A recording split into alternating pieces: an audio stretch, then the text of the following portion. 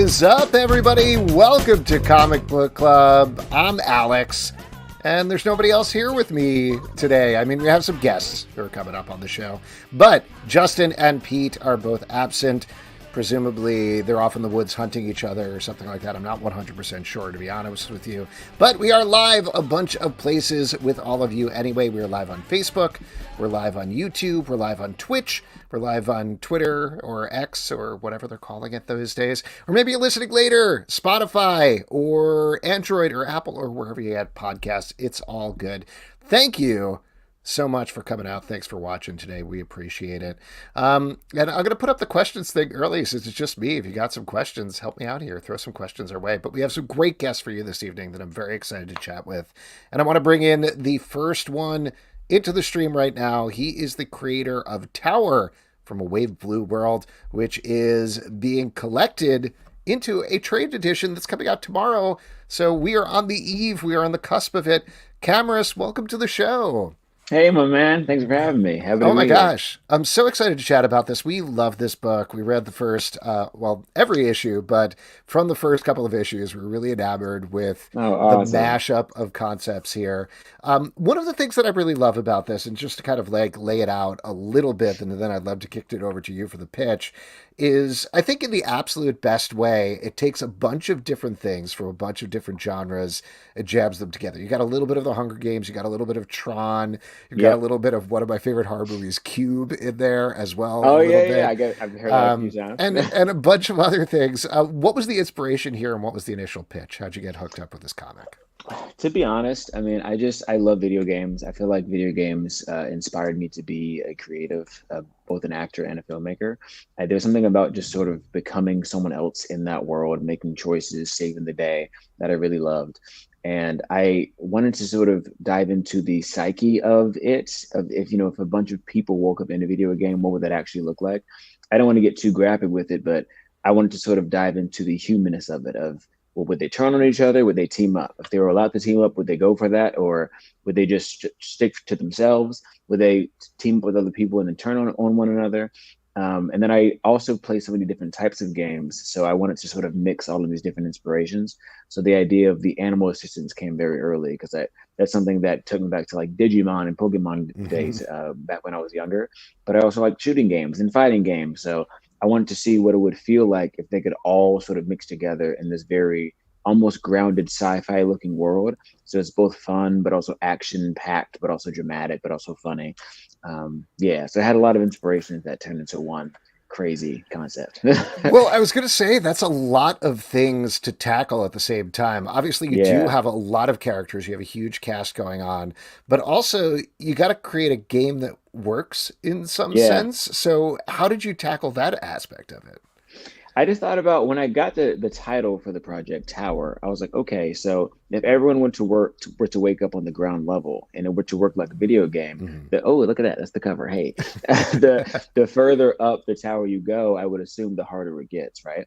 But since everyone is sort of new to this game, no one knows how they got in this game, no one knows if it's real, I didn't want it to be too confusing. So it's more so of if you kill enough people, you level up, you get stronger, your weapons get stronger, your health gets longer.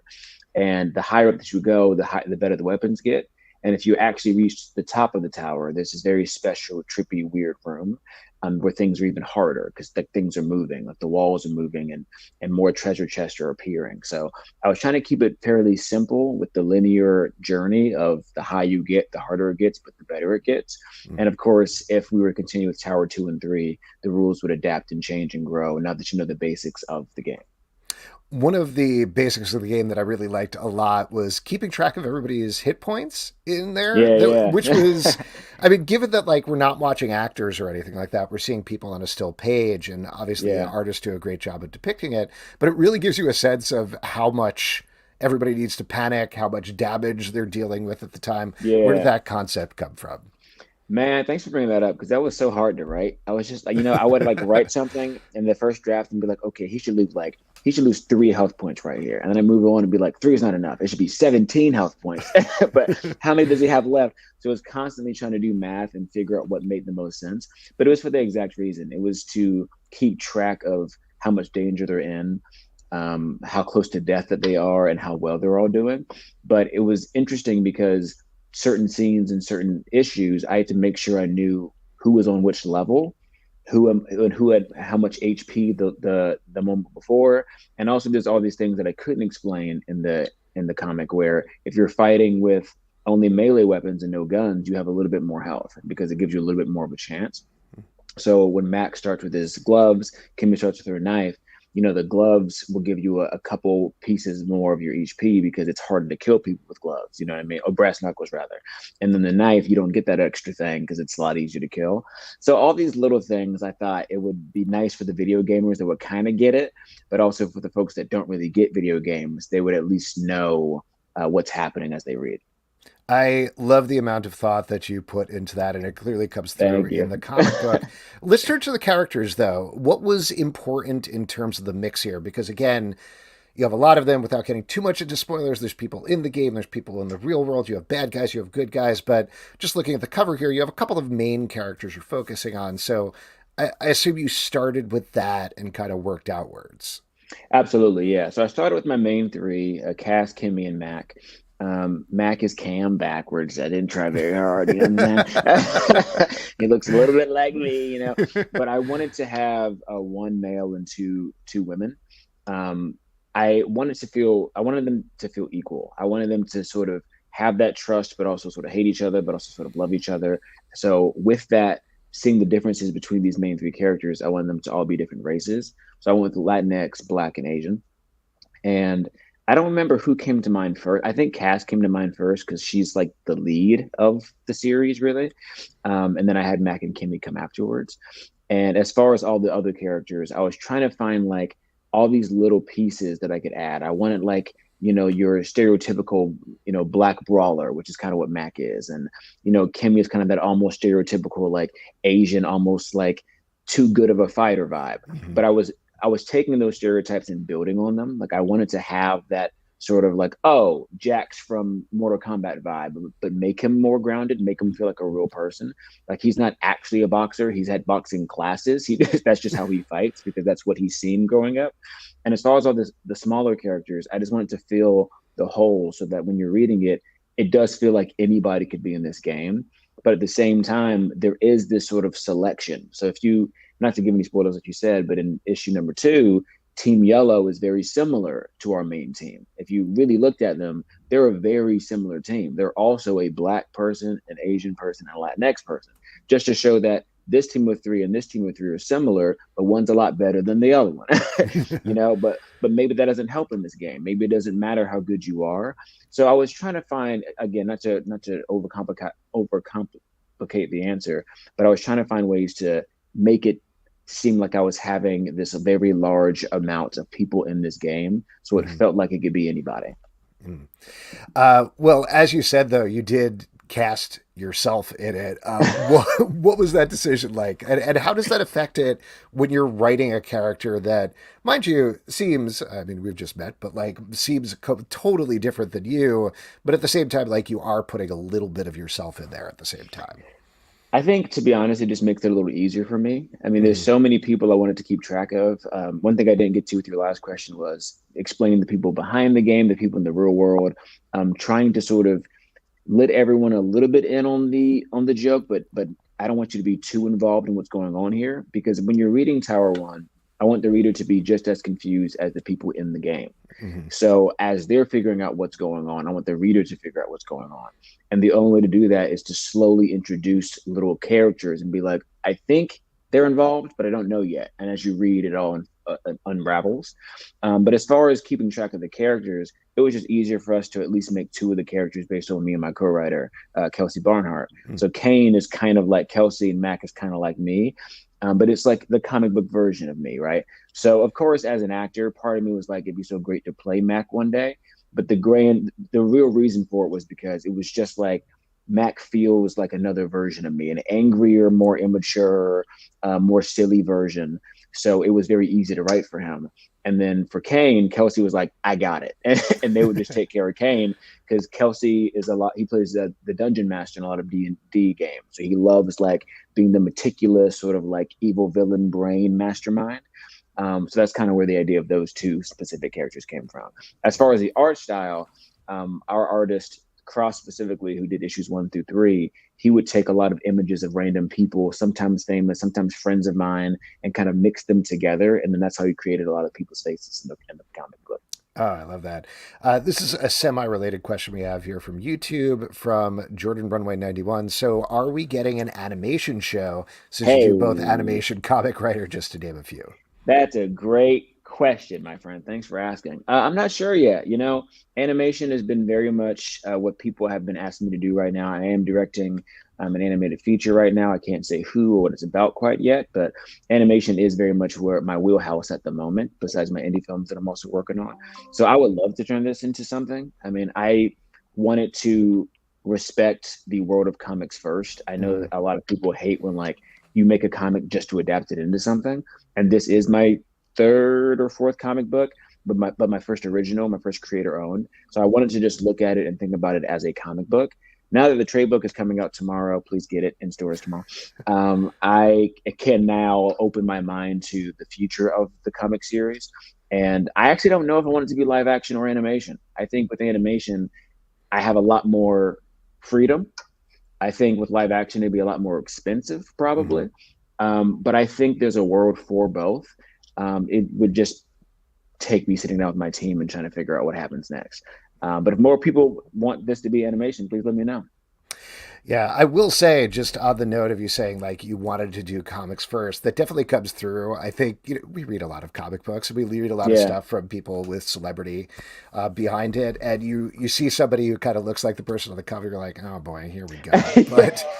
But this one definitely it works like a comic, it feels like a comic, it rolls like a comic, so you hit it just the right way. So very Awesome. I happy to really see that. appreciate that. Thank you. And on that note, I actually wanted to take a step back because, like you said, you have done a bunch of comics. I think was the first one you did the Batwing story for DC, or had you done It something was. before that? Okay. It was, yeah. So I was gonna make a cyborg graphic novel with DC, and we were really like gun ho to go for it. Like I really thought we were gonna make it, but then things happened and we couldn't get to it anymore. So we were like, what can we make in the meantime?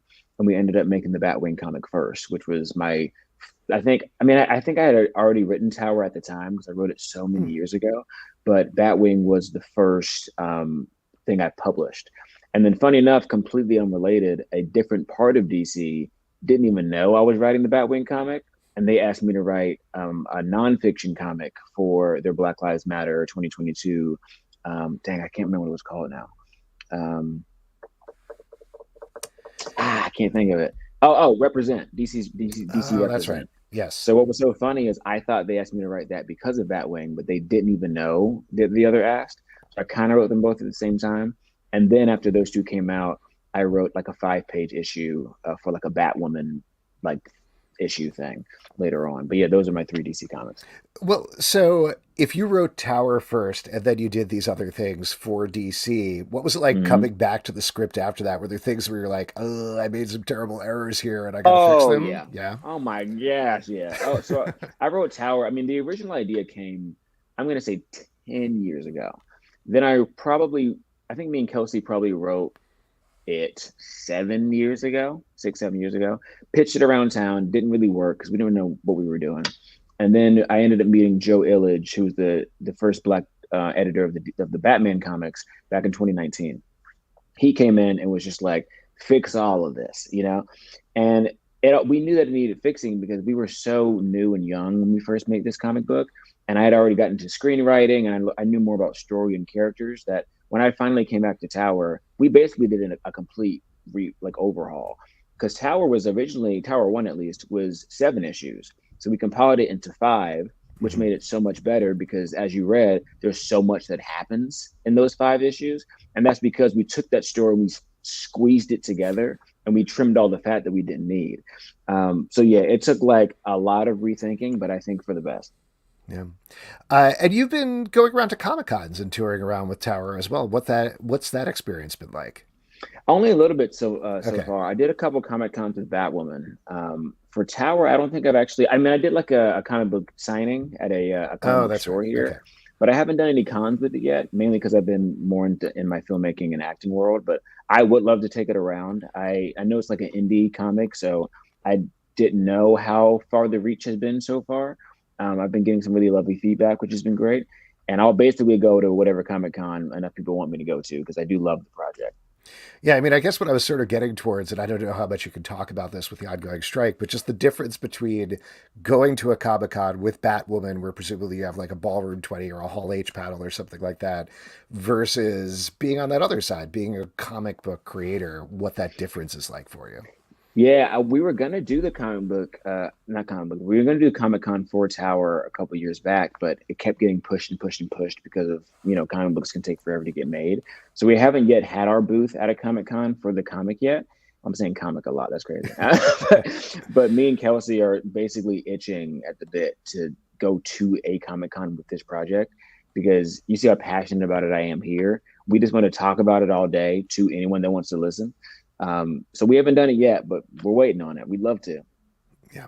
And we are on the eve of the release of the trade, like we've been talking about. Do you have any plans for tomorrow? Are you going to sneak into a bunch of stores and check it out? Do you have a signing? What are you looking forward to doing? Nothing yet. We were talking about potentially doing a signing in New York sometime this week. We haven't heard anything from Away Blue World quite yet, so we might still do it, but I'm not sure. So if anything comes up, I'll definitely post about it and let everybody know. All right. And anything else people should be checking out from you? Checking out. I mean, right now, no. Since we've been on strike, I've been just chilling with my mental health. Yeah. I can't really talk about the things I have coming out because of strike. So ask me again in hopefully a week. Hopefully this ends pretty soon. But I am working on some indie films right now of my own, which I guess I can talk about because they're my own projects. I just won't get into detail, but I have a feature script that I finished writing. And I'm going to start taking that out to some people this week that I'm very excited about. And I'm writing my third feature right now, which I'm also very excited about. And me and Kelsey just decided to start developing an animated series together, talking about animation again, that we're very, very hyped about. And it's another project I've had in my mind for like 10 years. So awesome. And the end of the book leaves it very open for a Tower 2 to the point that you're teasing that. Is that actually in the works, or is it more dependent on, let's see how well the trade does and we'll go forward from there? I'd say that. I think it depends. I think for all the comic creators out there, we know that it takes a long time to make these things. And although I love this and I had such a good time making it, if I were to make a Tower 2, I think enough people would have to ask me to do it. If I know that people want it enough, then I would love to make it. But I would also want to make sure that like I can get it done in a reasonable time because I don't want it to take many, many, many years to get to it. Because funny enough, the original idea was that Tower was a trilogy. Mm-hmm. And Tower 3 is the best of the three, in my opinion. It gets real crazy in it. So if people want to get to Tower 3, they got to convince me. You know what I'm saying? Yeah. There you go. Well, I'll be picking it up. Camrus, congratulations. Love the book. Fingers crossed we get Tower 2. Thank you so much, my man. Appreciate it. All right. Have a great night. You too. All right. There we go. Once again, that was Camrus Johnson. The book is called Tower. It's from Away Blue World, and it is coming out in stores everywhere tomorrow, October 4th. Or if you're listening to this later, it's already in stores. Go get it. It rocks. It's so good. Super fun. It looks like Richard is not here. Oh, there's Richard. He's there. We're actually going to bring in our next two guests together. Normally we bring in the guests one at a time, but in this case we have some complementary subject matter, or at least I thought maybe we could have an interesting discussion about it. So we are going to bring in the creator of Hearteater from Laguna Studios, returning guest. Too many windows open and just me doing it, so I can't delay. Laurie Foster, welcome. Hello. And also from Zoop's currently launched project, Coven, a book of 100 witches, Richard Pace. Richard, welcome as well. Hello. Hey, thanks for having me. Oh my gosh, excited to have you here. Excited to have you both here. So, two very different projects, I want to say that. But at the same time, they're both crowdfunded projects. Laurie, your project is on Kickstarter. I'm going to open up the window so I get the number correct. But you have done a bunch of Kickstarter projects. Your goal for this one, for Hearteater, was $6,000. You're currently at over $16,000 with 6 days to go. So super successful. And then, Richard, your book on Zoop, Coven, just launched today, had a $5,000 goal, and it's already over $8,800. Yeah. So great job, both of you. Thanks for coming to the show. That's all I needed to say. I think we're good to go here. That's it. Okay. No, so we have two crowdfunding projects, but the other thing about them is, Laurie, your project Hearteater is a 18 plus sexy pirate book, and Richard, your book is a very much 18 plus collection of pictures of witches that you drew over a couple of years that are also for adults. So the thing that I was curious to get from both of you before we get into the specifics about any of the books is, what is the market like for adult comics? How has it changed from, say, when you first started in comics until now? Laurie, maybe I'll go to you first. It seems like a really popular thing currently. It seems the market's really, really good. Yeah, it's kind of, well, I think it's been kind of since the pandemic. I think maybe everybody got just really depressed and they were like, we need some boobies. We need some sexy stuff. We need to distract ourselves from all this shit going on. I think that's definitely had an effect on it. Richard, what about you? What's your take on it? Well, I'm a little bit older. So my memory of erotic comics goes back into the 80s. And there wasn't really much of a boom. There was like indie underground comics that were mildly transgressive to way over the top transgressive, like books like Faust, which may not exist in memory anymore. I think the first big peak of adult comics as a market was pretty much launched by my buddy Howard Chaykin when he did Black Kiss through Vortex. And I think that proved that there was real money. Oh, yeah. We should probably mention Richard has some sort of weird construction happening outside. It's fine. Yeah, you're good. It's a little uncomfortable. If the shelves start to shake, then we'll worry about it. Yes, then you got to run. Comics, it's the building. Yeah, and then if you remember, Fantagraphics immediately came out with their Eros imprint. I think it was called Eros, where there was just nothing but porn comics. And I think that was like the early movement of the industry to break away from just being completely dominated by superheroes and fantasy. I think the state what we have now, decades later, is we see that superheroes are less and less important to the overall industry, and we have an older readership that wants content for them. They don't want a grown-up Superman. They want people fucking. So, I mean, there's an Alan Moore quote where it's like everyone's life's a story of all genres. I mean, there's a little bit of crime, there's a little bit of romance, and if you're lucky, there's a little bit of porn in there. And I think the people doing stuff for adults are adults creating stuff that they want. I would assume that the comic you're creating is the comic you wanted to see on the shelf, and no one else put it there yet. Yeah, absolutely. Yeah. Well, before we get to the specifics, again, I just have one more follow-up about this, because you're both crowdfunding at the same time. And obviously, to jump to the end of the question, they're successful, they're fully funded, they're out there. But at the same time, I think people think of pornography as something like, it's a dirty thing, it's in the back, you don't talk about it. But this is people clearly putting their money up, putting their names on something out there. So what changed in terms of that? Is it just that, like we're talking about, things have become more accepted, or is there some other aspect there? I mean, just by virtue of the internet, I feel like we've become more accustomed to seeing pornography, and people are becoming more open to that concept. And I mean, even just nudity has been a struggle. I mean, it's still a struggle on social media platforms if you show nipples. Oh my God. Instagram has been censoring me on my drawings that even don't show nudity. Yeah. It's ridiculous. Well, let's talk about that then, to jump specifically into the projects, Richard, just because you mentioned it. I want to bring up the Safe for Work version of this. First is the cover of the book. I keep wanting to say Coven, like the American movie Coven. The last 3 years taught us to say it wrong.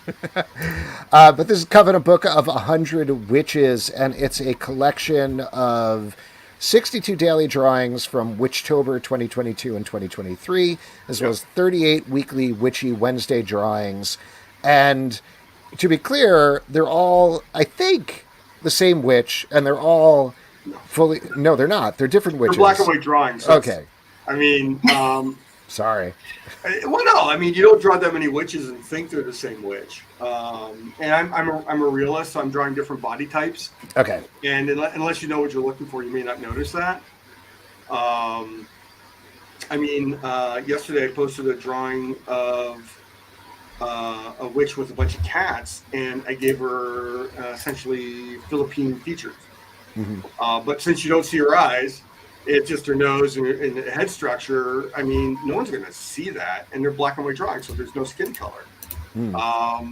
But it's like I've drawn black witches, Hispanic, indigenous, white, and it's in my own head, and it doesn't really matter to the audience that I'm doing, but it only matters to me, which is, I think, good enough. Well, why this project then? What drew you in particular to draw these witches in this way?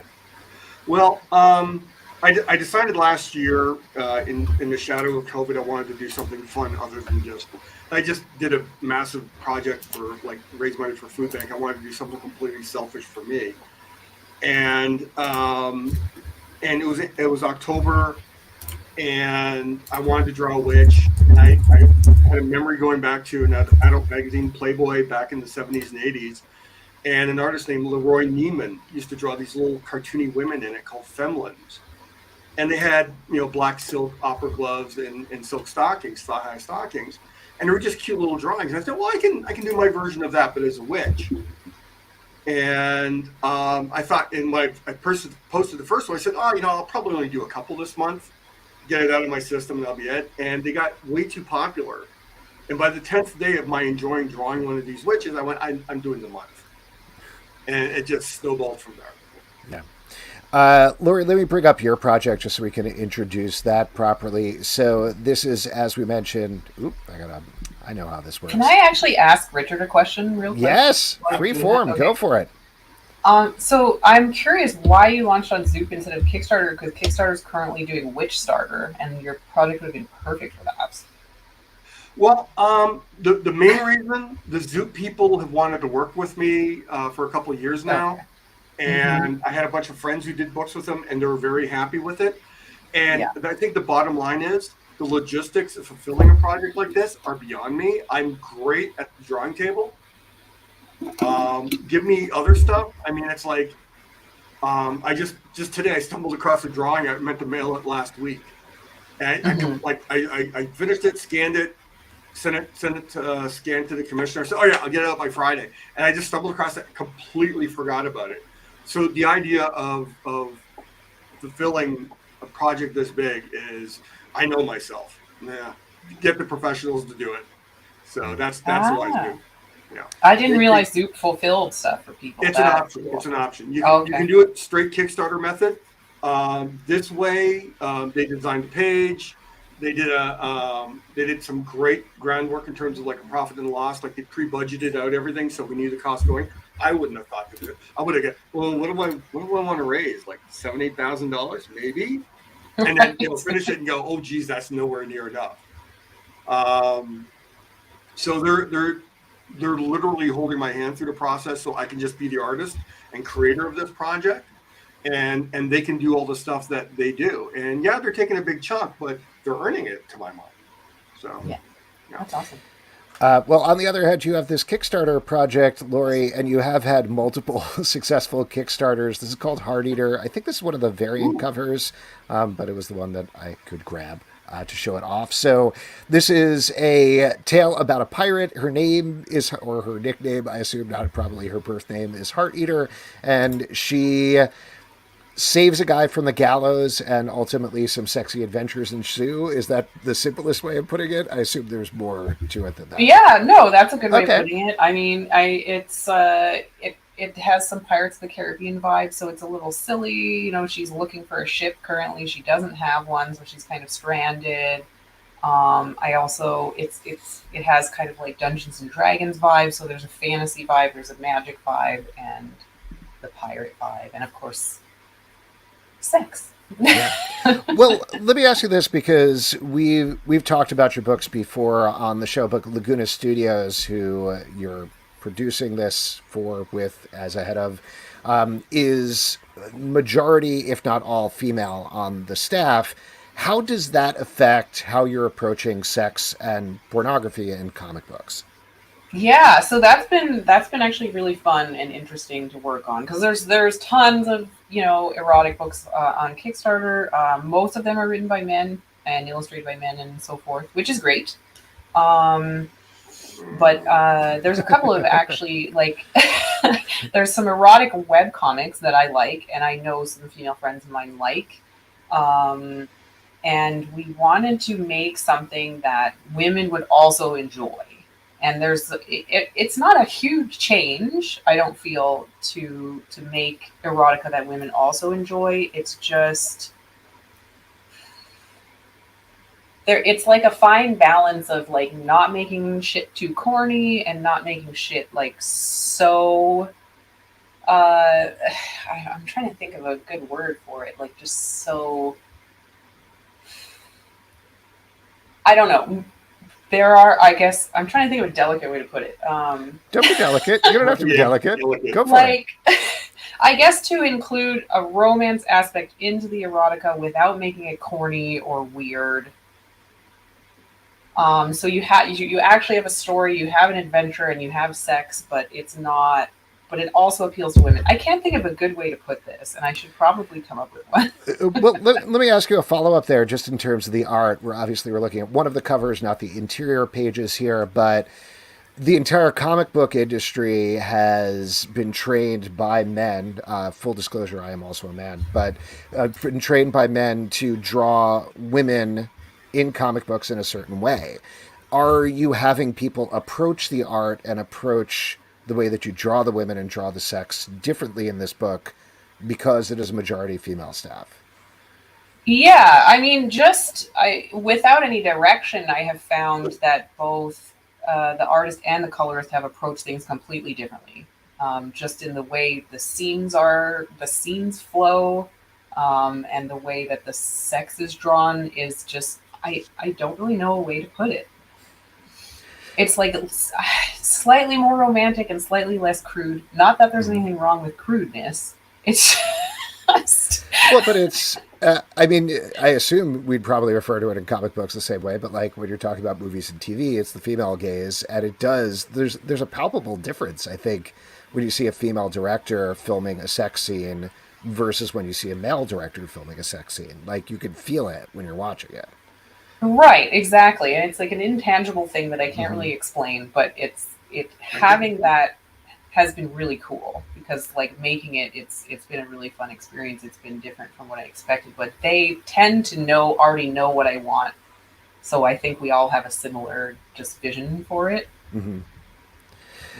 I would think the main difference from someone who has consumed some porn in the past, as I think everyone has, but some people are just afraid to admit it. I think male-directed porn is largely aimed towards a completing event and a quick payoff. There we go. And I think most of the women-derived erotic, regardless of the subject matter, either like hardcore, softcore, any of the range of fetishes, the female-driven erotica I've seen has a lot more been about creating a mood and an environment that is sensual and sexual, whereas a lot of the male-driven stuff is largely about setup, finish. That's a good way of putting it. Yeah, exactly. I did want to get back and talk about the social media posting a little bit because I know both of you sort of rolled your eyes and pulled out your hair a little bit when you were talking about that. Richard, you you put up your stuff on Instagram and it still lives on Instagram. What are the challenges there specifically when you're trying to do a crowdfunding and trying to push it on social media at the same time? Yeah, it was last October went fine. There was no issues at all. In fact, it became wildly popular. And I'd run afoul of Instagram in the past. I did a drawing that kind of became famous of Catwoman riding Batman's face while I had a full-on erection, and she was waving around the tail with a butt plug on it. And that was also wildly popular, but Instagram said, no, that's going too far. So I knew that just tasteful artistic nudity, I think, is what you could define what my witches are. And starting in January this year, they really started censoring stuff. And this is around the same time when you may have saw it in the news, where Instagram had to meet with some people and they were told to lighten up on their censorship, especially around breasts. And they said, "Oh, we're going to do this in March of this year," and nothing came out of it. They ignored it. And so one of my friends in the tech industry tells me it was because Instagram was going to be bound up with Threads, and they didn't want to risk anything screwing up Instagram, Threads, or Facebook in terms of nudity or adult content. So one voice said, "Oh, we're gonna be more open, more accepting," and the other voice saying, "No, just unleash the algorithm and shut everything down." So that's my experience of it. So I've actually had to I've gotten cute about it. I use a little upside down pentagram, which is a running symbol of my witch drawings, and I just censor out anything that I think might set off the algorithms. And I run a $1 a month Patreon, as cheap as I can make it. And everything gets posted uncensored there. So the people who really want to see the nipples or the pubic hair, that's where you go. Laurie, what about you? I mean, obviously you're hitting it a little bit of a different way because you have on the Kickstarter, at least as I've seen it, you have the nice version and the naughty version. The naughty version is censored, at least on the covers that you put up there. But have there been any challenges for you in terms of trying to sell this online? I mean, I'd rather not have to put censors over it because I think a lot of people, even like instinctively when they look at it, they're like, wait, why is she wearing clothes? What is that over her boobs? Like, they're briefly confused, and it kind of makes things harder that way. I have managed to post a few topless covers on Instagram without getting dinged, but I'm very nervous about doing it. I don't. Even on Kickstarter, like, I spoke to Oriana, and she said, technically you can put uncensored art on your Kickstarter, but like, you might not get featured if it's there. So, but why? Like, America, Puritanism. You have to find alternative means to show the people what you're ostensibly selling. I mean, I didn't start this as a sell project. It just became popular. So I went, hey, artists, you don't get wins that easily very often. So I'm going to lean into it. But the people engaging with my posts have dropped off since I've had to censor them. So I know what the people want to see them. Right. Yeah. And social media, which is, it's weirdly, it's almost like a cancer. And I think the more we've been dealing with social media, the more we realize it's a cancer. But it's also in a weird way where it started in sort of a symbiotic relationship with the creators, saying like, here's a platform, use our platform, we'll work together and grow things. And now that they're big enough, they're like, you know what, you're an inconvenience to us. We've outgrown you, so we're going to devour what's good for us and discard everything else that built us. Think about all the erotic, like when I first went on Instagram, like what, 7-8 years ago? Erotic work from photographers, not hardcore explicit at all, but erotic work from photographers was huge. Models could post their work. It's all gone. And but weirdly, then there's like this weird plethora of OnlyFans advertising, which is, and this isn't any sort of like puritanical rant against OnlyFans. I got friends who do OnlyFans, but they get to do some incredibly extreme stuff, but because it's almost all video, they get a pass, it seems. Hmm. And weird. But because they're doing videos and Instagram wants more video, they want that video engagement.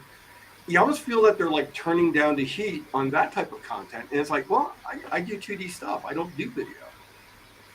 What you got to do is do one of those GIFs, one of those moving GIFs. It's like a video. Ooh. They won't pick up on it. It'll do great. Maybe. Yeah. I guess it's frustrating too, because like you can like, you know, kids are watching Rambo when they're like 8, but like boobies, you know. That's a very American thing. That's a very American right. thing too. I mean, I'm in Canada, so it's a little less American here, but we still have that same kind of streak of Puritanism running through North America. In Europe, it's different. I mean, they're more abhorrent towards violence than sex. And I agree with that more. I the weird way where sex is worse than violence tells you exactly why there's a gun control problem in the U.S. But, you know, if you happen to be not perfectly straight, you're going to go to prison in some states. I mean, that's what it gets you. I think we need more sex positivity across the board. We need to lighten up and let people live their lives as long as they're not hurting people. And I think a big part of that is everyone in some way, even agendered people, are somewhat defined by their sexuality. Agender being like the lack thereof in an engaging way, the traditional understood way. But we're culturally trying to kill it. That's not healthy. I think it's interesting that you mentioned sex positivity, because I think that's something running through both of these projects. Richard, for you with the art, Laurie, for you with the art and the story, like we've been talking about as well. I am curious, though, do you think some aspect of the success of both of these projects is, though there's more going on, the base simplicity of the pitch? Like, Richard, you could explain it as witches, but sexy, and Laurie, you could be like pirates, but sexy. Do you need to boil it down that way? I assume that helps a little bit. Yeah, I mean, I think yes. I'm not gonna skirt around that. Yeah, I think absolutely. I mean, I could have just had the sexy covers and put whatever the hell I wanted in there, and it probably would sell pretty well. But I'm kind of hoping that, you know, people buy it and they're like, oh, this is actually like, this is fun to read. This is actually a good story. The art's actually really nice. The interior art's really nice, because sometimes with erotic comics on Kickstarter, the covers are where the money goes and the interiors are not. And you get a little surprise when you open the book. I don't want to have that. The interior art's going to be like sick. The quality is going to be really cool. The coloring is going to be beautiful. Yeah, and I want that surprise and that like, oh, and women should read it and they'll like it too, and men will read it and they'll be like, this is actually really fun, and I'd read more of this, and there's sex in it. That's really cool. Like, yeah, I found it used to be before the witches. I had overwhelmingly a male audience. It was like 90% male on Instagram. With the witches, because I'm drawing real bodies and they're all happy. And I mean, honestly, it's like some of my drawings are equivalent of like, oh, they're washing their dishes, but they're a sexy naked witch. I mean, in terms of like what I'm doing, I'm just showing these women living their best lives. They're happy, and they're not necessarily performing for anyone. They're just living these lives. And I've seen I think an 8% jump in share of my audience in women because of that. I have to think that's a good thing.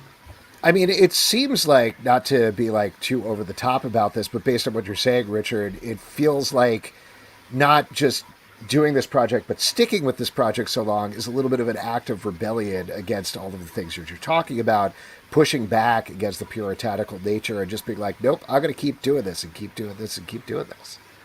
Yeah, I think I'm an asshole. Just being fucked with by Instagram just made me double down more that I'm going to make this successful in somehow. If the book does really well enough, I already have an outline graphic novel to do as a follow-up with these witches. And the idea is like, I'm just going to keep doing erotica that I enjoy, that my audience enjoys as well. in spite of what people in suits and ties and MBAs want to keep off the internet. Laurie, I had a question for you specifically about one of the levels, one of the tiers of your Kickstarter. So you have a bunch of the things that you'd expect, like we talked about. You can get some naughty covers, you can get some nice covers, you can get a digital version, a physical version. There is one where you could be drawn into a background scene. And then there's one level where two people, and this is sold out right now, you're drawn into a sex scene in the book. How... Just to say this bluntly, how did you get away with that one? I don't know. When I was designing this, because like with previous Kickstarters, I try to have a cameo tier to get people in, and like people always love being killed or just showing up. And I was like, but what if they could have sex? That would be nuts. That would be really cool. Because I don't know, maybe they have a fantasy that they've always wanted to live out. And then we could immortalize that in this, like, why not? Mm-hmm. And like that being said, like I don't want photographs of people doing that thing as reference. I feel like we don't need that. But yeah, I'm hoping, and I know one of the two cameos is actually buying it for a female friend of theirs, for example. So, I want to kind of work with that person and like draw a scene for them that's a fantasy. That's something they want to do, and I think that I would like to continue to do this on every issue too, because it's a little thing that we can weave into the story, and like why not have audience members get to participate?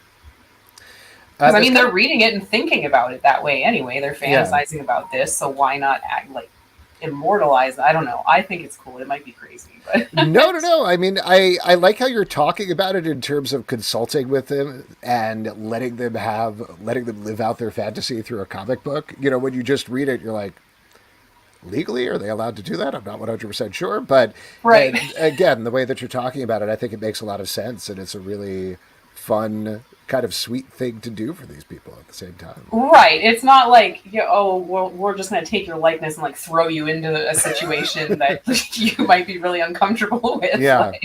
No, that's great. That's great. I mean, listen, it plays into issues of consent, and you're really laying into it and thinking about it. So I love that. That's awesome. Before I let you guys go, and thank you so much for taking so much time to talk through this, very interesting discussion, at least I thought. But why don't you plug your stuff again? It doesn't need it, but Richard, what should people check out? What can they look forward to on the Zoop, since we didn't talk about the rewards with that one specifically? Well, it's mostly art rewards beyond the book, as well as some like signed other books I've done. Like I'm a co-creator of the book Second Coming from Ahoy Comics, which is almost night and day with the Witches. I mean, it's a Superman analog who's best friends with Jesus Christ. Mm-hmm. So I mean, and that book, by the way, I love that book. But, it's so funny. Yeah, I did manage to draw.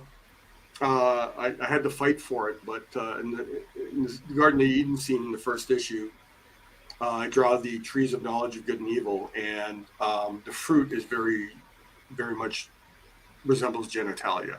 Mm-hmm. And there was some pushback. It turned out to be one of the most popular things about that first issue.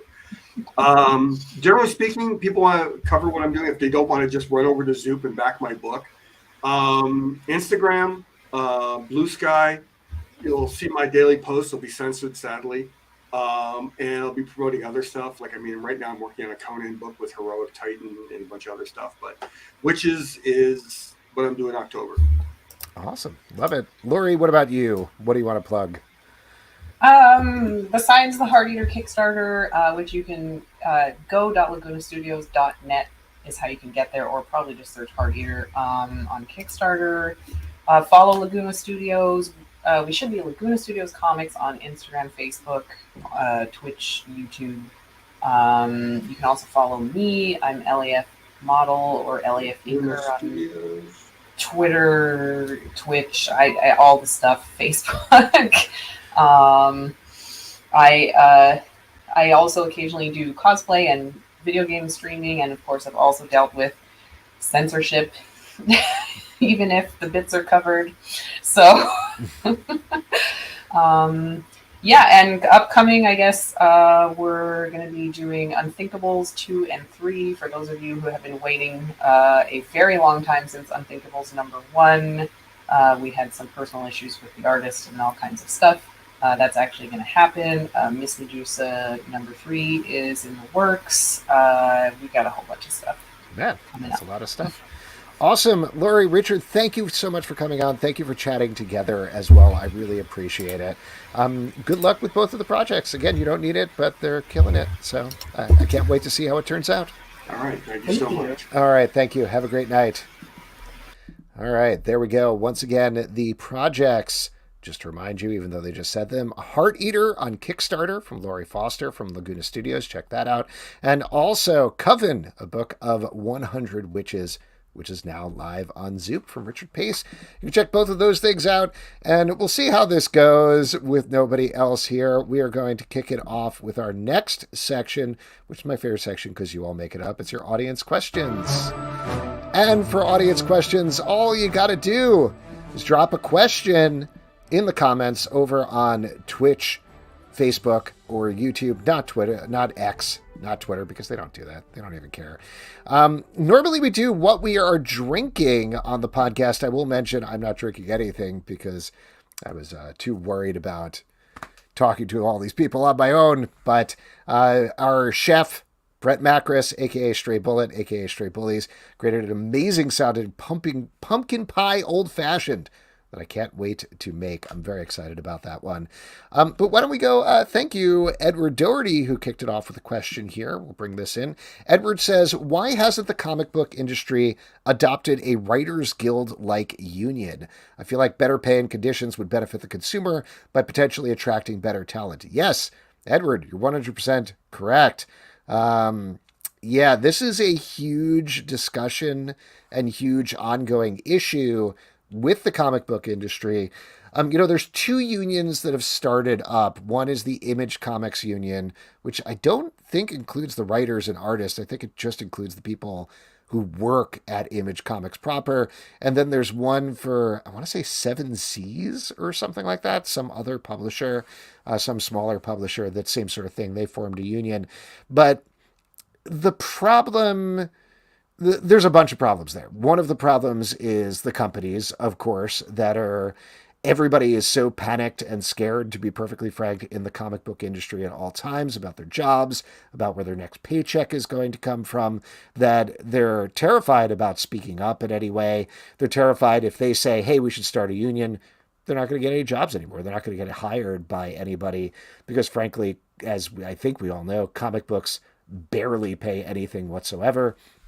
But it should happen. Absolutely. It's something that's constantly floated and talked about. But the other part of it, and I don't know this because I'm not part of a new union, but I know this from talking to other people in unions who've been involved, it's crazy complicated to run a union. It isn't as simple as be like, let's form a union, now we're all together, here we go. You need the people in the organization who are organizationally minded, the people who are going to be like, my full-time job now is to run this union and make sure we're getting fair deals, and I'm keeping track of the companies, and I'm dealing with requests and issues from the membership of the union. It's a big deal. So you need at least one person to be the central figure there. You need multiple people to back them up. And then you need a significant chunk of the industry, writers and artists and other people, to all have buy-in for this thing. So there's a lot of leaps and things that need to be taken care of there. I always feel like we're moving closer to it. Something that we talk about a lot on the show is the idea that comic creators now are so much smarter about their own careers and lives and the future of their careers than they were even when we started the show 16 plus years ago, because they've seen what happens to other people. They've seen these comic creators die, to be blunt about it, like destitute and alone in squalor conditions, some of them. It's awful. And they don't want to end up there. They want to make sure that they have enough money saved up. They want to make sure that they share information, something that hasn't really been present in the comic book industry because the companies like to keep everybody separated. You know, it's always been like this mob boss mentality because it's such a small, cutthroat industry. But it's getting better. I don't know if it's getting union better, but I always feel like we're edging closer to that as we go. So thank you for the question. Great one. This one is from Agitato. Gen V thoughts. So first of all, my Gen V thought is check out Let's Hear It for the Boys, our The Boys podcast, where we are recapping Gen V. We've done the first 3 episodes so far. They're all live. They're all up. But to summarize our thoughts, we like it. And by our thoughts, I mean also including Justin and Pete. I think all 3 of us are really enjoying the show. Just to speak for myself now, I think it's not quite at the level of The Boys, but at the same time, it's still very good, very funny, very smartly done. The media commentary is great throughout the show, so I've been very impressed with that. The special effects are great. I really enjoy the characters, and I enjoy them more per episode. I will mention, in full disclosure, I've seen the first 6 episodes, and I think it really continues to pick up over the course of it. I haven't seen 7 or 8 yet, but I've been very impressed with the season overall. And the big thing that I'm impressed by is how it doesn't feel like a lip service spinoff to The Boys. It really is part of the Boys universe. It's in the Boys universe, and very firmly so. It doesn't feel like they brought in the Deep for 1 episode for a cameo and then he's leaving. It's the Deep is showing up all the time. There's always stuff with A-Train. We see Starlight and Homelander and the same sort of things in the Boys that I love so much, where like Huey would go into a Quickie Mart and then there would be a bunch of products and they would all be the 7 branded products. I think that's great. And just to follow up here, Edward also says, I don't understand why anyone likes superheroes in the Boys universe. I can't get past that. The 2 reasons behind that I'll throw out. 1, they don't know what the superheroes are doing behind closed doors. They have legions of people doing spin for them all the time. And I think something that is abundantly clear in Gen V, even more so than in the Boys, is it's a lot about sports. So you have sports, you have athletes who are doing terrible things all the time, but they have massive spin teams and they're so good on their teams that everybody's like, we could forgive a few crimes if he scores some touchdowns, right? I don't know what that character was that I was just doing, but there you go. So I think that's part of it. I understand what you're saying, but we, the audience, get to see everything. The people in the world of the Boys do not. You also need to remember, though, in the real world, similar to the sports thing that I was talking about, the athlete thing just before, there are a lot of awful people out there that everybody loves in our real world, celebrities all the time. So there you go. I don't know. That's my take on it, at least.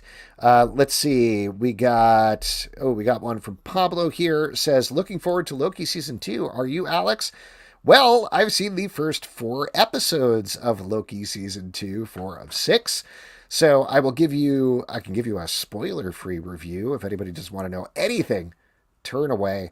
But I will say, generally, really enjoyed it.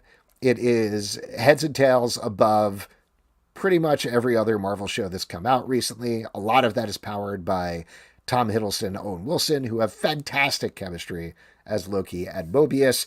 Also, oh my gosh, I'm forgetting her name, but Wunmi Asako, I think is her name, who plays Hunter B-15, is so good and such a powerful presence in every scene. And Kehu Kwan, who is new to this season as a character named Ouroboros, is fantastic. He is hilarious in every scene. He's a major character. He's sort of like the Q Fix-It Man a little bit, but so much fun, brings such an energy to the whole thing. Those are the positives. I'll get to the negatives. The negatives are, it's not as strong as season 1. They switched behind the scenes folks. There's a different showrunner who, mind you, wrote on the first season, but was not the showrunner for the first season. And there's different directors. They got 2 of the guys who directed 2 of the episodes of Moon Knight instead of Kate Herron, who directed all episodes of the first season.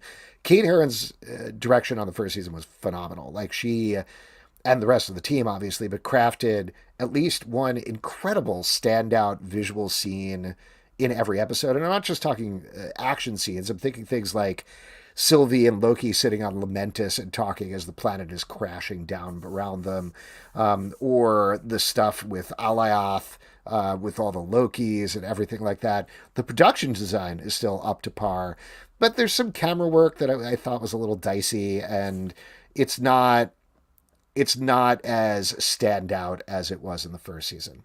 Big thing, though, the big problem with the season is Jonathan Majors. And there's the real world things that take you out of it because, as I think pretty much everybody knows, he is about to go into a domestic assault trial. I think that's the charge. I don't 100% remember. He's been accused of multiple other assaults and crimes since then by people in the press, mainly. And he's been dropped by almost everybody except for Marvel, who recently, somebody from Marvel, one of the higher ups, did an interview where they said, well, it feels a little soon to do anything. We didn't change any of the filming of Loki. It's actually the first season that we didn't do any post-production on. The two things I'd say about Jonathan Majors without getting into spoilers. One, that casts a pall over the entire thing, just because, like there's this real world feeling that takes you out of it. And also the way he's playing the character this time is weird, like really weird. I understand the choices he made, but I was talking with one of the guys at my work today, and we kind of felt like maybe he was always like this and doing his quirky stuff, and we loved it before because we didn't know about all of these allegations. Now that we do, it feels like the shine's off a little bit, and it's distracting. So that's not great. That all said, all the bad stuff aside, I still enjoyed the 4 episodes I watched. Looking forward to checking out the last 2 episodes. And I do think there's a sense where they leave off in the 4th episode that it's going to be a very different season with a very different story. It's a little more serialized than episodic like the first season. So I have some theories, but we'll get to them in 4 weeks. So that was a lot of stuff about Loki. There you go. Hope I didn't get too spoilery there. Let's see. We got another question here. If you were trapped in a snowed-in cabin with Pete and Justin, but only enough food for 2 of you to survive until a rescue, which one of you would kill to live? I would give my food to Pete and Justin so they could survive. That's what I'd do. And I think there was one more here before we wrap up. Oh, Edward, really providing a lot of questions. Thank you, Edward. How come Marvel or Image Comics have never produced standalone one-of masterpiece comics like The Dark Knight Returns or Watchmen, or even perennial selling series like Sandman? They have. They absolutely have. Image Comics has The Walking Dead, for example, which continues to crush the trade charts, even though a new issue hasn't been published in years. I don't think it's a decade yet, but like a very, very long time. Also, Saga continues to do extremely well in trades. And in fact, Image Comics has a ton of trades.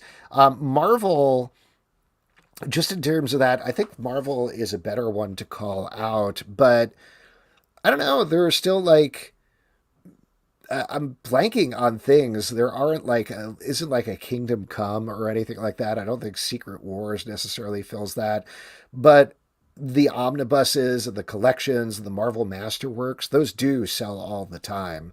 So I think you're right. There's great series from Marvel, but there's not necessarily a Dark Knight Returns or Watchmen, but Image definitely has them. They have a lot of them. And the other one that I'll shout out that I think is a new one, which is not Image, but Boom Studios, that I do think is going to last a long time just based on single issue sales, is Something is Killing the Children. They just released the top 50 comics of last month today. And at least as I've been monitoring it for the second month in a row, Something is Killing the Children is one of the few non-Marvel or DC comics on there. So I think that's going to be a long-lasting one from a non-DC publisher. A couple of people are saying Alex Ross's Marvels. Yeah, that's a good call out. I'll have to look at the charts. I'm curious to follow up on that. And that is it for your audience questions. Whoop, whoop, whoop, whoop, whoop. All right, folks. Now, normally we would do trivia, but I don't know how to do that. I didn't look up any dead celebrities to pay tribute to. I didn't look up any nonsense facts or anything like that. So I'll tell you what, I'm going to leave that for Pete to handle next week. I don't want to take any of his tributes or anything. And instead, I'll talk briefly about stuff that I'm looking forward to that's coming out tomorrow. One thing I want to plug in particular here at the end of the show, as many of you probably know, Transformers #1 is coming out from Image tomorrow by Daniel Warren Johnson. And as a nice surprise for all of you, we are going to have a deep dive bonus podcast with Daniel Warren Johnson breaking down Transformers #1 which is going to be going up, I believe, at noon in the Comic Book Club feed. You can check it out. There are definitely spoilers there. We broke down all the big moments with him in the issue, talked a little bit about the future. He was very vague about how things connected. But we also talked a lot about his artistic process. And in case you're worried, yes, Pete got to totally nerd out with Daniel Warren Johnson, his favorite human being alive, next to his mom, of course. Pete also loves his mom. But there you go. That is it for this week's show. A couple of people we want to thank. We want to thank Camrus Johnson for coming on and talking about Tower, that is out in trade this week. Definitely pick it up. Very fun, trippy video game book. Also, Laurie Foster for talking about Hearteater, which is up on Kickstarter now. Check that out. Richard Pace for talking Coven, a book of 100 witches. That's up on Zoop right now, and that is also very neat and fun. Next week, another big show here with lots of guests. Hope Larson is going to be here to talk about her new, not graphic novel, but I think novel with pictures is the way we're describing it, called Be That Way. Chris O'Hara is going to talk Artificial, and Elias Shockey and Adagun Ilhan are going to be here to talk about The Greylock. So that should all be a lot of fun. Bunch of other podcasts to plug here. Scott Pilgrim versus the podcast, or Scott Pilgrim podcast, rolling out weekly. We are recapping the volumes of the book leading up to the release of the Netflix show. Comic Book Club News, our daily news podcast, comes out every single Monday through Friday. Quick little hits, 3 to 5 minutes of comic book news. Please do check it out. I'm having a fun time doing it. I hope you all are having a fun time listening to it. Sons of a Gun, our DC podcast, on a little bit of a hiatus, but it'll come back soon. Marvel Vision, we're going to have Loki recaps kicking off this week, so check that out. Patreon.com/Comic Book Club to support the show and all the shows we do. Apple, Spotify, Android, or the app of your choice to subscribe, listen, and follow at Comic Book Live on Twitter/X, Comic Book Club Live on Instagram and TikTok, comicbookclublive.com. For this podcast and many more.